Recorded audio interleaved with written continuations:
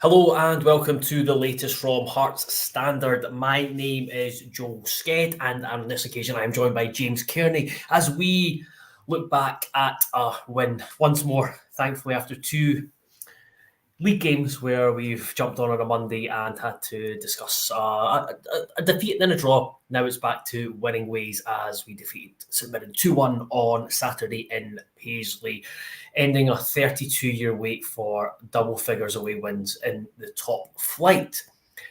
Before I ask you how it's going, James, I do want to speak about our sponsor, that are Viessmann, renowned for their exceptional German engineering, is a leader in the boiler industry worldwide. They've now partnered with Scotland's own award-winning installation team, MPH Boilers, for a collaboration that is, of course, a match made in Scotland. When it comes to heating, Viessmann boilers stand out with efficiency and reliability, thanks to the advanced technology. And with the local expertise of MPH Boilers, you're guaranteed top-tier installation service. Together, they're offering an unbeatable deal, a free internet controller with every Viessmann boiler, making it effortless to control your heating. Plus, they're throwing in the first year's service for free, ensuring your peace of mind. If you've been thinking about upgrading your boiler, there's never been a better opportunity. With Viessmann's world-class engineering and MPH Boilers award-winning service, your home heating is in the best hands. Viessmann and MPH Boilers is a match made in Scotland. Of course it is. Don't wait until it's too cold. Check them out today and step into a warmer, more efficient home. Now, James, before we get going, how's it going? Yeah, I'm very well, thanks. Yeah, doing well. But I'm more happy for you than anything else, because after years and years, you'll finally get to delete your away wins spreadsheet. Have you done it yet? Has it happened?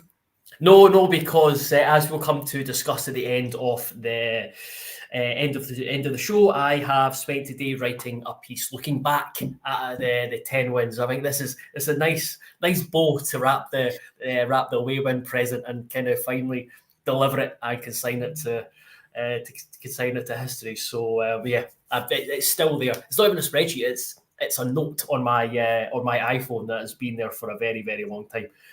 So yeah, thankfully that's finally been done now.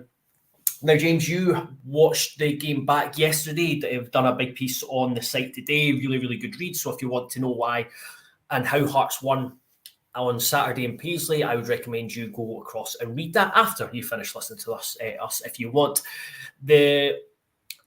On the second watch, was there anything that surprised you or stood out, just briefly before we break down the game itself? Probably Alex Cochrane, I think. Okay.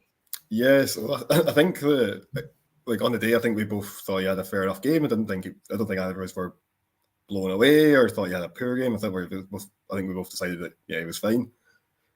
Watching it back, the amount of times particularly in the second half, he found himself in a 1v1 with McMenamin, and just would win the ball every single time. It was as if there was that was the one point where it looked like St Mirren might get back into it. They were kind of knocking on the door for a bit, and they were getting some joy going down the right hand side. But every single time Alex Cochrane was there to stop them.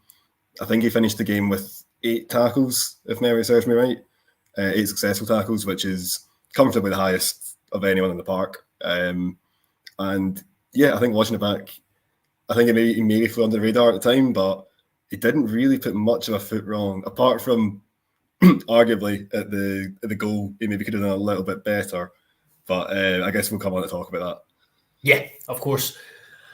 I suppose the next thing to go on to is looking back. Before the match, we obviously saw the starting lineup. We knew that Callum Newhoff was going to be missing. There was a good chance that Benny Meningame was going to be missing because of illness, and then it transpired that Lauren Shankland was also unavailable due to illness.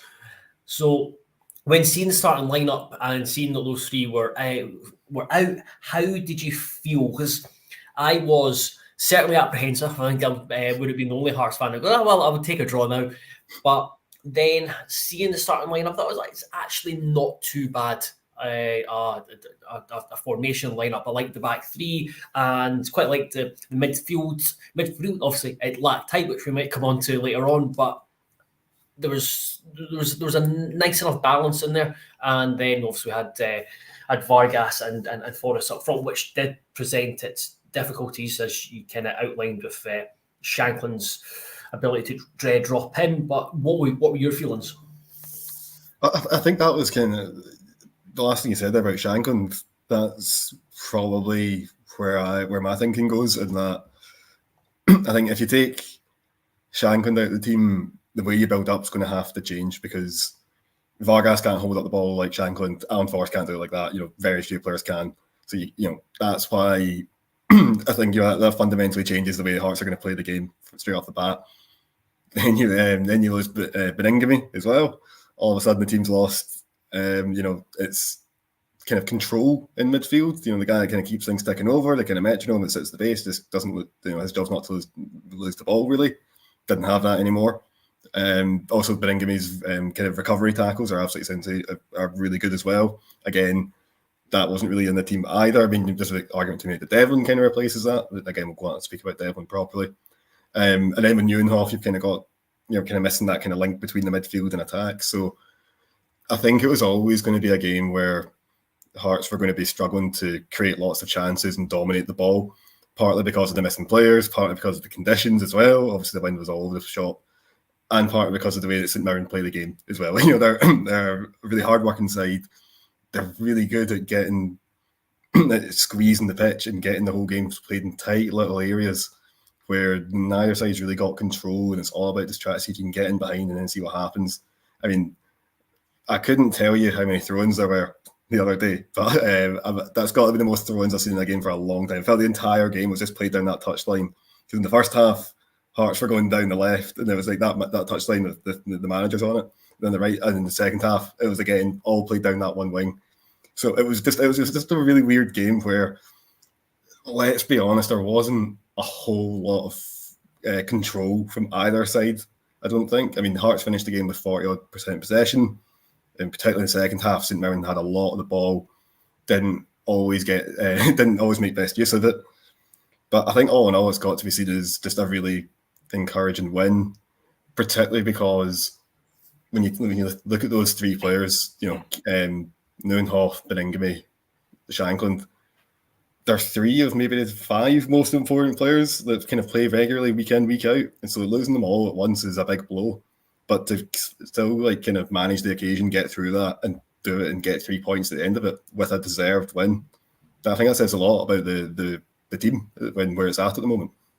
Yeah, so to just answer your question, there were 6 to 8 throw-ins during Saturday. I'm not sure. I've just looked at the previous match against Kilmarnock. There was 50 throw-ins there, so I'm not really sure how what the average is, and if it is a surprise. But that's one every 70 seconds, 80 seconds. Yeah, something like that. Yeah, that's quite a lot. Yes, the ball went out a lot.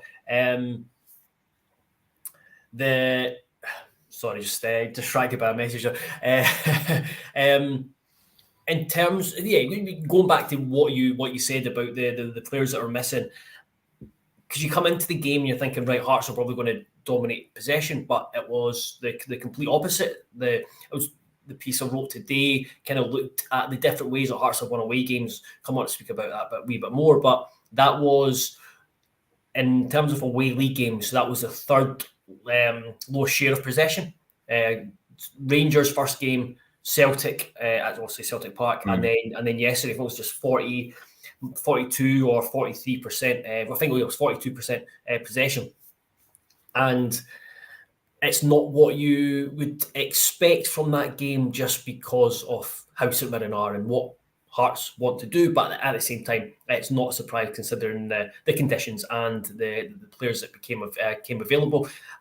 To be fair, I mean, I would also say that I think that possession share maybe surprised Stephen Robinson more than anyone. I mean, we were both there in his post-match interview. Yeah. He must have said about 3 or 4 times, we had 60% possession, by the way. Yeah.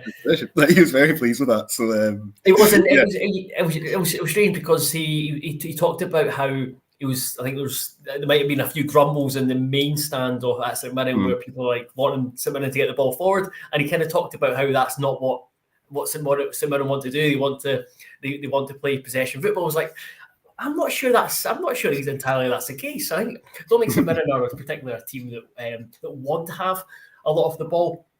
I know that Hearts kind of do, but I think we've seen, if you compare that game to the previous time in St Mirren where we lost 1-0, Ryan Strain's early goal kind of came through a mistake, that the team, again, is something I've looked at. The team have been a bit more chameleon-like and just adapting to the environment, adapting to what's required of them, and that's what Hearts did massively on Saturday. So, like Graham says here, I felt we dealt with the conditions first half, but not a great game, and it was never going to be. And kind of sums a lot up that Hearts dealt with the conditions well. They adapted to what was going on around them really well, and they did what was required to get the 3 points. And yeah, ideally, I think Naismith talked about it in his pre-match press conference on Friday. He wanted a really positive performance, but when you analyse all the circumstances that surrounded the game, you just think, fine, you're not going to play sexy football at St Mirren. You just scrap battle, win the battle, win your individual battles, and then just make sure you win. And that's what Hearts did. But just on that quickly, I mean, talking about winning your individual battles and having that contrast between the trip to Paisley earlier in the season, I don't think there's anyone that better characterises that shift and that change than someone like Kai Rose, for instance. Yes, yeah, massively. We've talked about it a few times, that game back in September when, Sanya had him on toast basically the entire game, didn't really know how to deal with him, really struggled.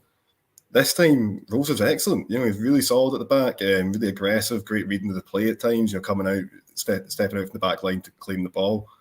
And I don't think he really put a foot wrong at all. I mean, that was Rose kind of at his best, in my opinion. I thought he was brilliant on Saturday. And again, I think that probably comes back to the back three, and just because we know that he knows he's got that security behind him where, I mean, I don't think he got dribbled past once in the entire game, but if he did, there is that option there behind him. But it allowed him to be aggressive, to read the play, and that's what he's really good at. I mean, there was even one point early on we had a darting run forward, right, to join the attack, which is great. And I was like, oh, great, it's going to be one of those kind of games. But then sadly, he only did it once, sadly, which is a shame. But but he was brilliant. And again, this is compare his performance on Saturday to the one back in September, and it's night and day. And even you can compare it to the Ross County game. It was kind of night and day. Yeah. And I think sometimes you look at wingers, and I always remember with, I think it was Novakovic, we had Novakovic, you could usually tell by his first touch, the first thing he does, right, whether he's going to have a good game or not. And weirdly, at times you could tell with Kai Rose, see if he wins his first individual battle, you're thinking, right, he's set up to have a good afternoon. But then see if he gets bounced off, and you're thinking, oh no, this could be a long day. That's because we all know that Kai Rose is a very, very good player, but he still needs consistency. I don't know if it's like a lot of potentially down to just mentality, just kind of focus. But when he's on it, he's really on it. We saw that on Saturday. I thought the switch to the back three, we both advocated for it in the build up, and we asked Naismith about it afterwards, and he did say it was just St Mirren, they get the ball wide, they put it in the box, they get the ball into the box as much as they can. So that was part of his thinking, and I thought it worked perfectly. I mean, the goal we gave up, not great. It was a wee bit sloppy. Obviously, Lembikisa misjudged the ball bounced, and they just didn't react quick enough. But other than that, the only other chance that St Mirren really had was Richard Taylor had a header from a set piece, and the only other chance from open play was actually a Frankie Kent shot, but it was he just tried to poke it away from it was Olasanya, and it turned into Xander Clark having to make a save. But defensively, you mentioned Cochrane, Lembikisa was fine. I thought particularly early on there were a couple of, obviously we talked about his 1v1 duels a lot over the last week or so. I thought he was great at them early on. He used his body really well, won the ball back in some good positions early on. And even then for the goal, to be honest, I've got sympathy with him with that one, because he's caught out by the bounce of the ball, and yes, he shouldn't be caught under it, but we saw the way the ball was moving all afternoon. We saw the way the wind was treating it. And should he read it better? Of course, yes, he should. But I've got some sympathy there because it was difficult to predict where that ball was moving throughout the afternoon. And again, the other thing as well I would say is that when you watch the goal back, there's a point where when Lembikisa decided he's going to basically stand where he is and jump for it, Cochrane kind of stops so that he can get the head down or whatever from Lembikisa. Whereas if Lembikisa stopped and Olasanya is still going, it's like, Cochrane should really just keep going, keep tracking the man, because if he does that, it probably comes to nothing. But he lets him go. Denham and Limbikisa do their best, but Olasanya uses his body really well. It's a decent finish. I would argue maybe Xander Clark should be off his line a bit quicker, but your expertise on that. Yes, I hadn't noticed at the time, and then I read. It was only until I read your piece back this afternoon, or late this morning, and I went and watched the highlights, and I think it was a really good observation. I thought it was spot on with Clark. I don't like it when a goalkeeper rushes out too quickly, because I think that can make it really easy for the striker to slot it past. And it's one of those where it comes down to timing, decision making. We've seen a couple of times this season where Xander Clark, when he's been presented with something similar, where he's have to come off his line, close down the angle, he's not done it effectively. The ones I'm thinking of for Aberdeen at Pittodrie and Rangers at Ibrox was I think it was Seema's goal, and those happened within a week, where in one instance he came out far too quickly, and another he was a wee bit hesitant. If he switched it around, I think he would have done better in both. And yeah, I very much agree that it just seemed reluctant to move from his bit in the 6-yard box. I think he could have came out slightly higher up when Olasanya was coming through, held his ground, and then once he entered the box, then take another step forward and close the angle. Yeah, no, just because I remember watching it from the replay of it from behind his goal, and obviously he starts he's way outside his box and he retreats all the way back to his line, and it just kind of feels as if he expects either Limbikisa or Denham to get their body across and block the initial shot, or to at least force him Olasanya to take a touch. I don't think he expects Olasanya to win that physical battle, and as soon as he does, he's in a lot of trouble, because he does come off his line a bit, but don't get me wrong, Olasanya takes it really well. I think it's a good goal from his perspective. He's done everything right, but it does just mean that he's also, he's got 10, no, maybe not 10 yards, he's about 12, 15 yards out, and he's got half the goal to aim for, and it's just a case he just needs to prod it past Clark. So yeah, I thought he could have been a bit quicker off his line. So yeah, I think there's probably 3 players in that are a bit culpable there. I think Cochrane, Limbikisa, and Clark all to an extent. And in terms of our goals, we'll just quickly touch on them before we move on to looking at individual players and bringing in a few comments from YouTube here. In that, the penalty, what did you make of the handball decision? Again, it's handball. It's been just an infuriating season for handballs. One thing, I think it was Dermot Gallagher, the referee on Sky Sports, going back a few weeks, to another instance that involved Hearts, was that he's kind of praised in a way the Scottish officiate, that they've just been really, really consistent with essentially anything that hits a hand or arm, it is a handball.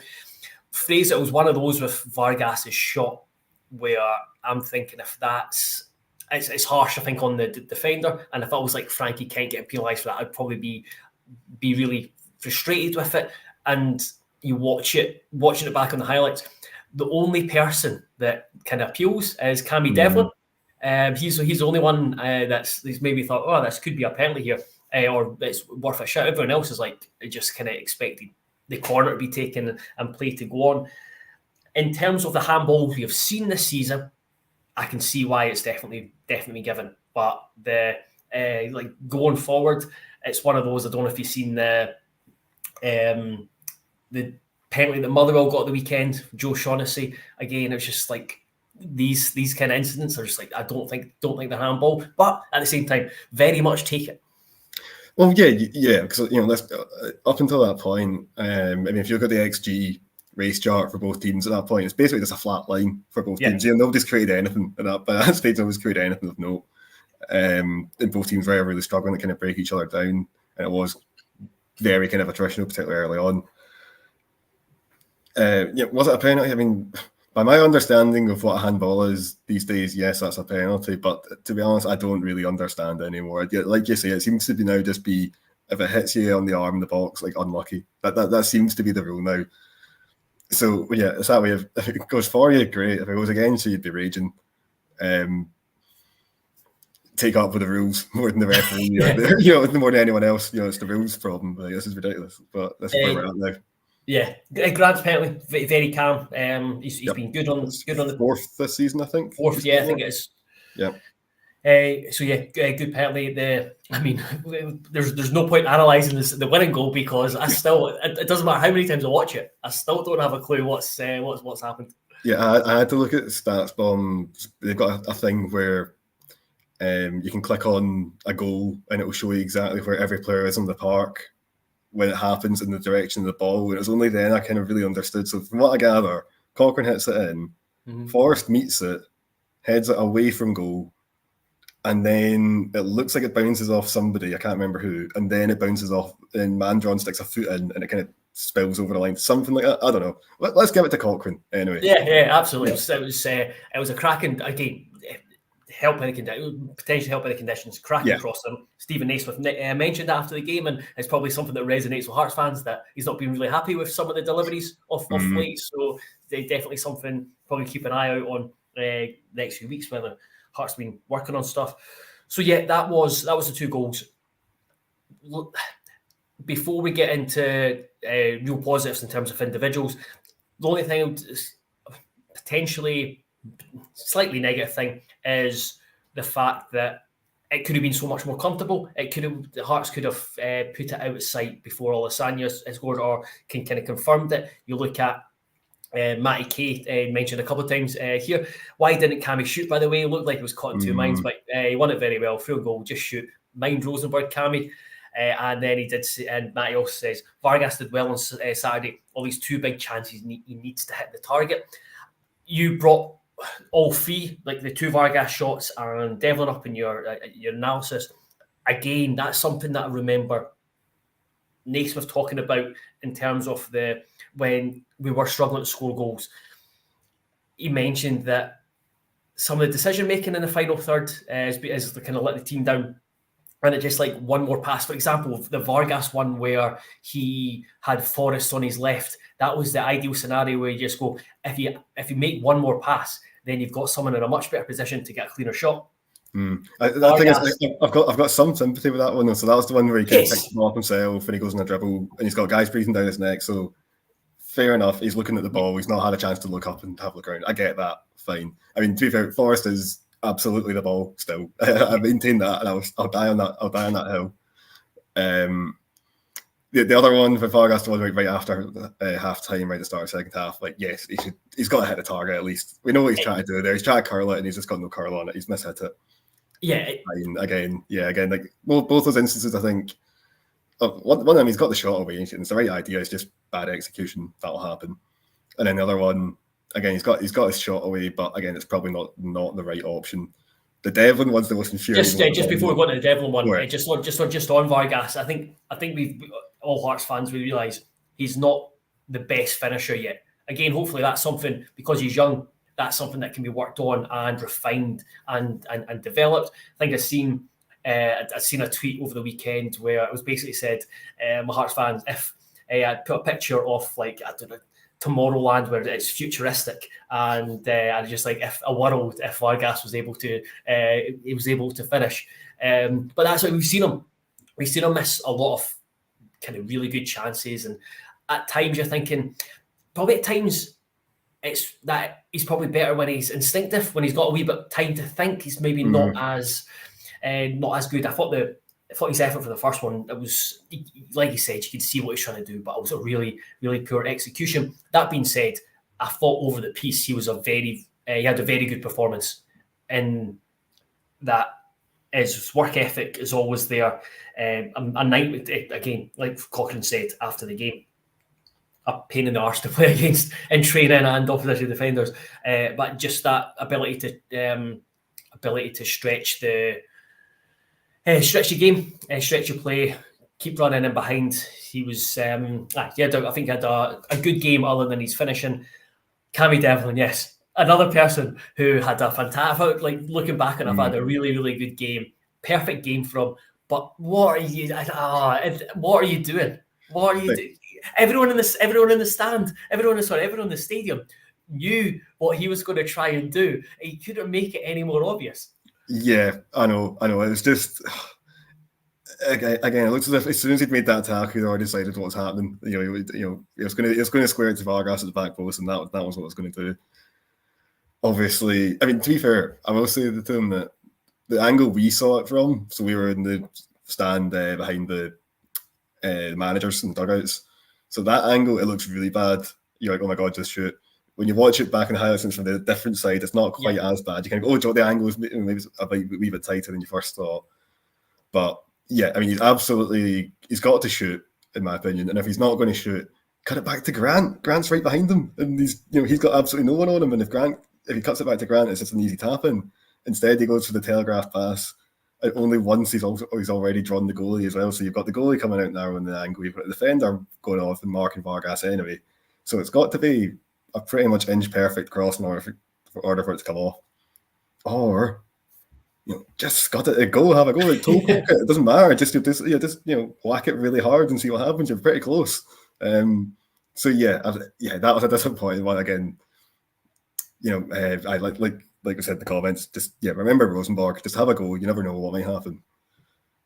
In terms of his all-round performance, I thought, kind of reiterating myself or repeating myself, but I thought just overall it was a perfect game for him in terms of Hearts not having as much possession and him being able to put out fires. Like he was starting some of the moves just with winning the challenge. I think twice he did it. Brilliant tackle on Gogic, brilliant tackle on the edge of the box, and then driving forward, just scampering about. And it was one of those games where if you know you're not going to have a lot of the ball and it's going to be a bit of pandemonium in midfield, perfect game for him. Remember as well that the Vargas chance, the one where he hit it wide, when he should really hit the target when he gets slipped through, like that all comes about because Cammy Devlin gets absolutely bursts a gut to get forward. He's like really deep when that move starts, and he gets forward, and then when Vargas is able to just get a toe to the ball and prod it past Gogic, it's Devlin that's waiting there and then slip it back to him. So yeah, I thought he was really good that game. I've got to say it was interesting though that during the first half, it did look as if Naismith was shouting at him a lot about his positioning and stuff like that. It just every 2 minutes it's just Cammy, come on, So I suppose there was probably bits where maybe to be fair, I think Naismith's done it to quite a lot of players. He was very keen on seeing them, particularly after throw-ins and stuff, to see players pushing up, and forward and kind of urging people forward like that. But I thought, like you say, it's the game. If there's going to be a game where you're going to be away and there's going to be absolutely no control whatsoever, you're up against St Mirren, they're going to be going direct, it's going to be a bit physical, it's going to be a bit of a fight.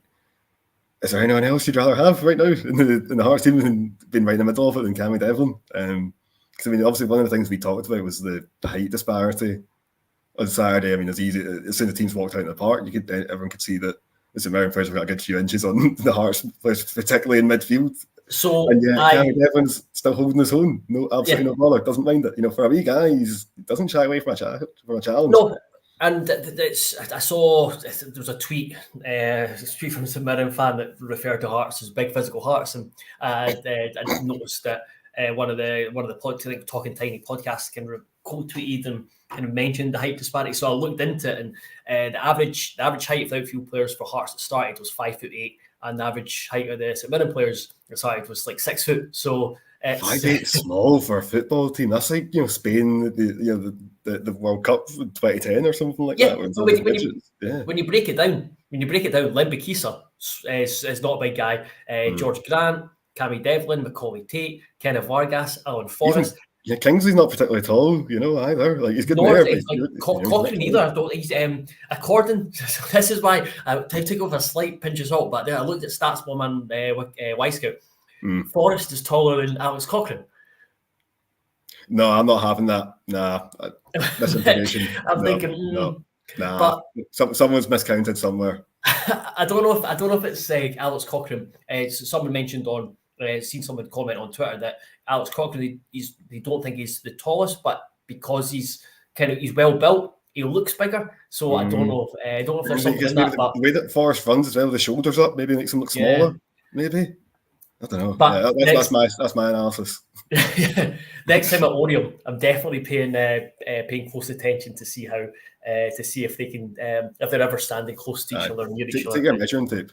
Yeah. So I think Devlin and one other, and Frankie Kent, probably epitomised what Hearts were at the weekend in that battle fight and just ability to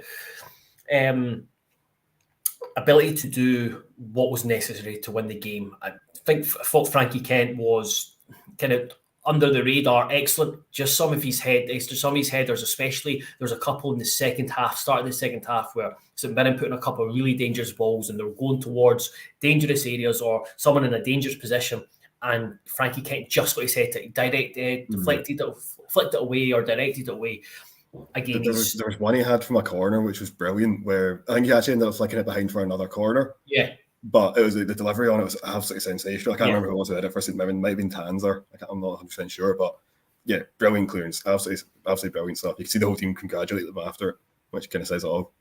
So that's going back to when he signed, and it was evident early on how important a signing he was going to be and the position he took in the back line. And I was in my head, it's like, perfect. He's the ideal person you just want to keep Hearts ticking over in the back line until Craig Halkett comes back.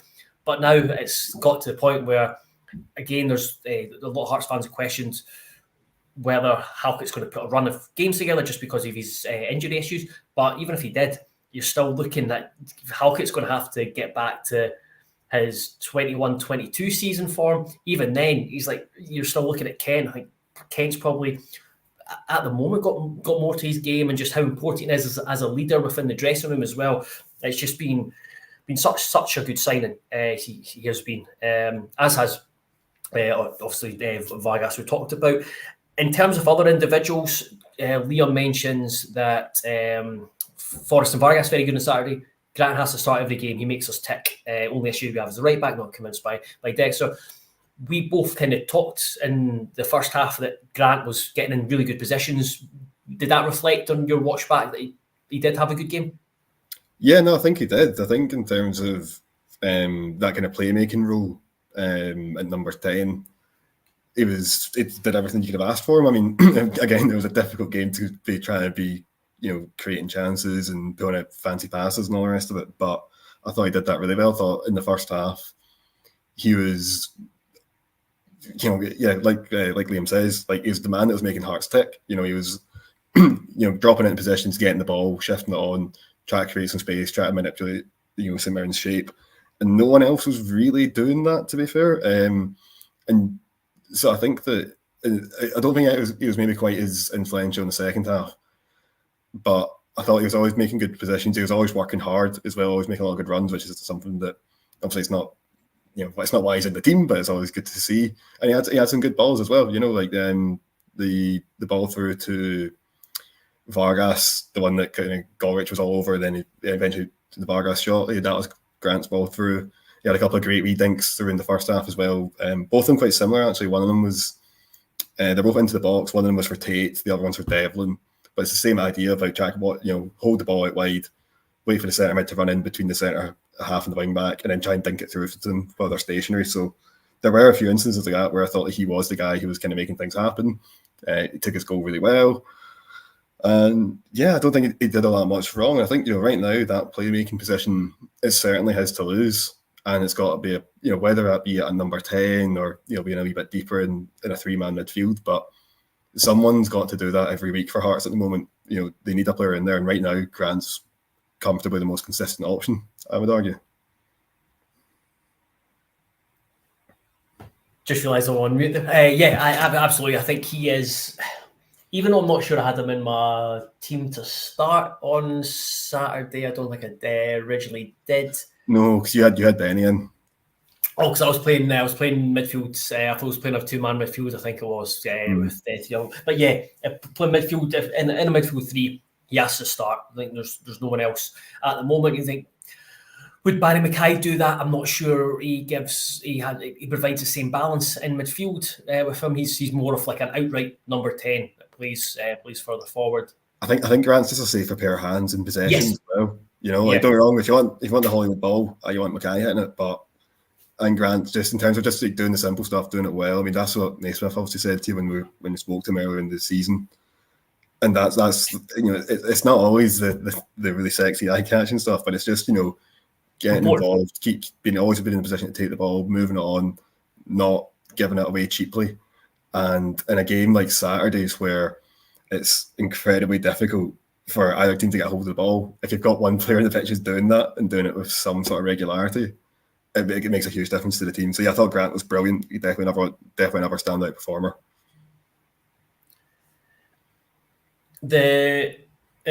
Sorry, I'm just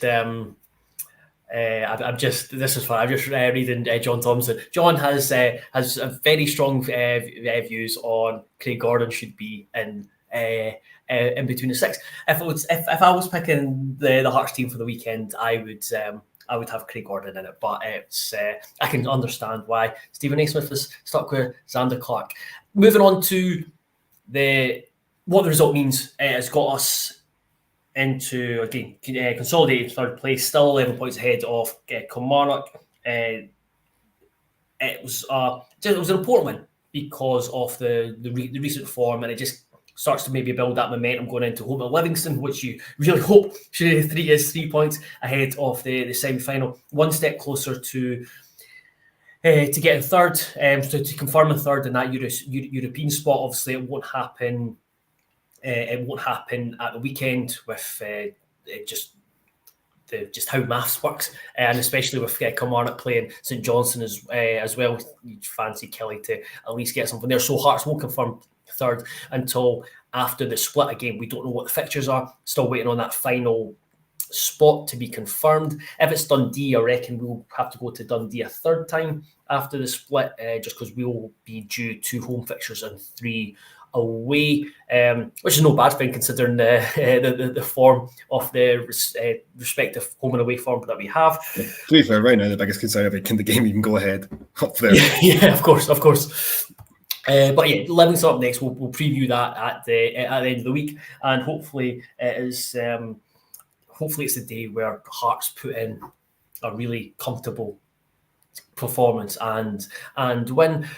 But just to finish on the fact that it's now 10 away wins for the season, it's been something that we've been keeping an eye out throughout, and it's just been building and building. Thought it might have happened earlier just with the game at Ross County, but waited to do it at St Mirren, a ground where the team have had a kind of poor record over the last few years.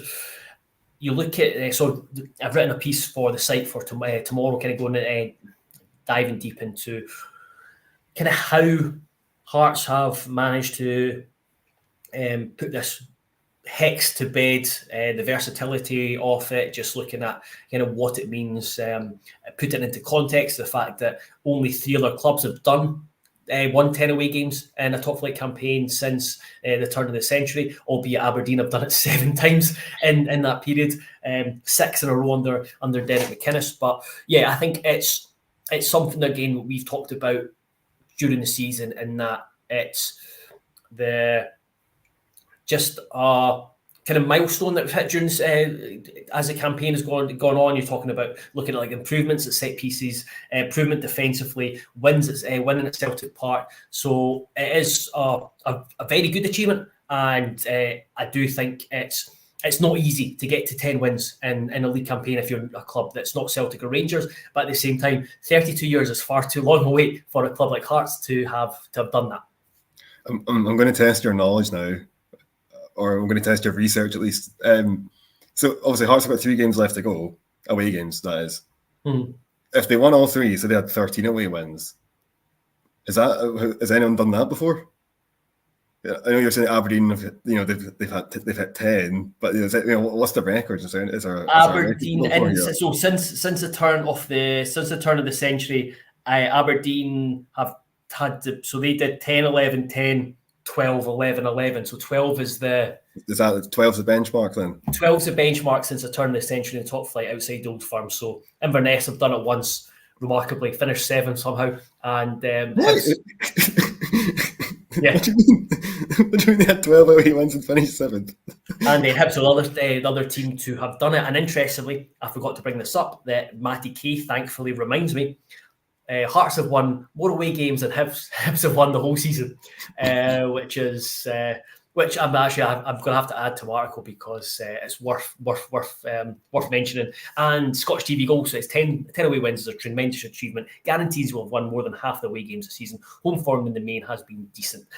So yeah, I think home form again, hopefully will pick up between now and the end of the season. But going forward, if Hearts can replicate strong away records each season, that's going to be what's going to pull Hearts nearer the Old Firm. It's not going to bridge it's not going to take them into competing, but it's certainly going to bridge that gap, and it should allow Hearts to move away from those in like the chase and pack, because away form has probably been the difference here. This season that has been the difference. Yes, Hearts have got 14 more points in St Mirren away from home, 16 more than Kilmarnock, like an out and head. So yeah. Very positive, very positive. No, exactly. Yeah, like those, when they have to win on the road, it's difficult, particularly in the Premiership, where you are playing against teams where they might have certain things going for them at home. You know, whether it be a plastic pitch that they're used to, or whether it's like certain conditions that the game's played in. But to have that really solid record, it is the difference between where Hearts are just now, they finished like last season or something like that. So it's a really great achievement. The only thing is, it's like, oh god, you just imagine it's like, the home form was like, it was like really good as well. It's like, who knows where Hearts could be at the moment? You know, obviously that will come. I would like to think that away wins are harder to get right than home wins. Yeah. And like you say, perhaps the most impressive thing is that it's not as if it's just been Hearts have been going away every fortnight, camping 10 men behind the ball and just hoping for the best and grinding out results. There's been a variety. There's been different ways of doing it. There've been games where they've dominated the ball. There's been games where they've had none of the ball. There's games where they've looked comfortable without the ball. There's games where they've looked comfortable with the ball. And having that versatility, that ability to be able to match your opponents and to do what needs to be done to beat them, I think that's a really great asset to have, and one that should hopefully, touch wood, serve Hearts well in Europe next season as well.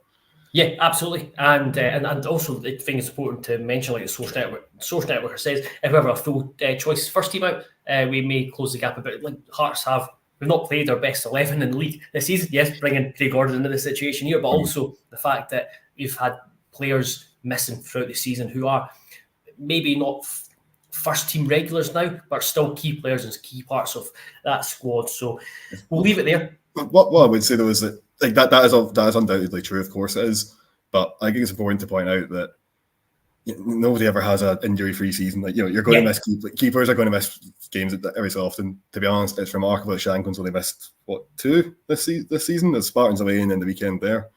Like so to have something like that who's that important, and he's been fit all season and basically plays 90 minutes every game. That's pretty lucky. So yeah, I think these things balance out. Yeah, obviously it's unfortunate keepers get injured, but it happens to every team. It happens to every season. It happens every season. That's why you've got a squad. But the only thing I would add to that is, for Hearts, it happens every season.